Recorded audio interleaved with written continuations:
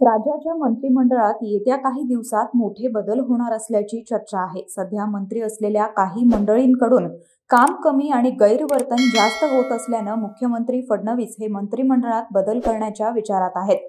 समोर आलेल्या माहितीनुसार तब्बल 8 मंत्र्यांना फडणवीस डच्चू देण्याच्या तयारीत आहेत। त्यामध्ये शिवसेना शिंदे गटाच्या 4, अजित पवारांच्या राष्ट्रवादीच्या 2 आणि भाजपच्या 2 मंत्र्यांचा समावेश आहे। या मंडळींना डच्चू दिल्यानंतर मंत्रिमंडळात नव्या चेहऱ्यांना संधी दिली जाणार असल्याचं सांगितलं जात आहे। इतकंच नाही तर विधानसभा अध्यक्ष असलेल्या राहुल नार्वेकरांना मंत्रिपद दिलं जाणार आहे, तर विधानसभा अध्यक्षपदी सुधीर मुनगंटीवारांना आणणार असल्याची चर्चा सुरू आहे। विधानसभा निवडणुकीत भाजप महायुतीला मोठं यश मिळालं। यानंतर राज्यात महायुतीचं सरकारही स्थापन झालं। पण हे सरकार स्थापन झाल्यापासून महायुतीचे काही मंत्री आणि आमदार सातत्यानं वादग्रस्त वक्तव्य आणि वर्तन करतायत। त्यामुळे सरकारची प्रतिमा डागाळली जाते। मुख्यमंत्री देवेंद्र फडणवीस यांनी जाहीर केलेल्या 100 दिवसांच्या कार्यक्रमातही काही मंत्र्यांची कामगिरी समाधानकारक नसल्याचं दिसून आलंय। हीच बाब लक्षात घेता आगामी स्थानिक स्वराज्य संस्थांच्या निवडणुकीपूर्वी मंत्रिमंडळात मोठे फेरबदल अपेक्षित आहेत। इतर पक्षातील काही दिग्गजांना भाजपमध्ये प्रवेश देऊन त्यांना मंत्रिमंडळात स्थान दिलं जाण्याची शक्यताही वर्तवली जाते। राज्यातले काही मंत्री हे सध्या आपल्या बेताल वक्तव्य आणि ढिसाळ कार्यपद्धतीमुळे वादात सापडले आहेत। वादात सापडलेले बरेचसे मंत्री हे पहिल्यांदाच मंत्रिमंडळात आलेले आहेत। अशा वेळी मंत्रिपद मिळाल्यानं काही मंडळींच्या डोक्यात हवा गेल्याचं दिसून येत आहे। अशा मंडळींमुळे महायुती सरकारची प्रतिमा मलिन होत असल्यानं मुख्यमंत्री फडणवीस आता अनुभवी नेत्यांना मंत्री करण्याच्या विचारात आहेत।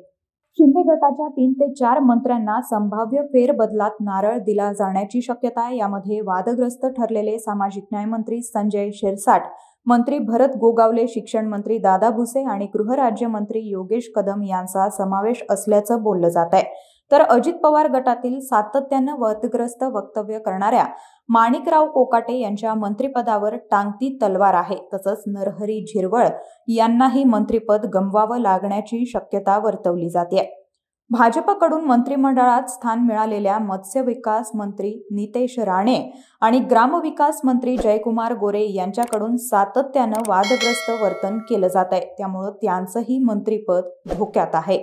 या सर्व फेरबदलात विधानसभा अध्यक्ष राहुल नार्वेकर यांना मंत्रिमंडळात संधी मिळणार असल्याचं सांगितलं जात आहे।